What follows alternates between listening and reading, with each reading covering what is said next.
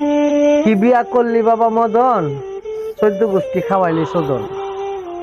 কয় এটার মানে কি জানেননি?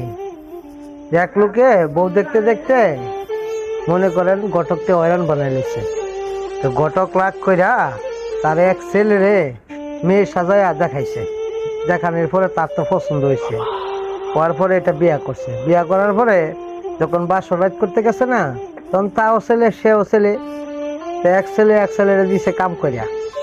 দেওয়ার পরে পরের দিন সকালে উঠে কেমনে করবো যে বউ আমারে কাম করে দিছে, মানে খুব দ্রুত বিষয় টিসা লইয়া 1 সপ্তাহের ভিতরে মনে করেন প্রবাসে আইসা বসছে।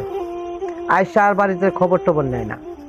তখন বউ চিন্তা করছে কিরে এর কাছে বিয়া বইলাম, তাই কিন্তু সাপ পাইলাম না, বিয়া ঠিকঠাক বিচারটা করে নেই।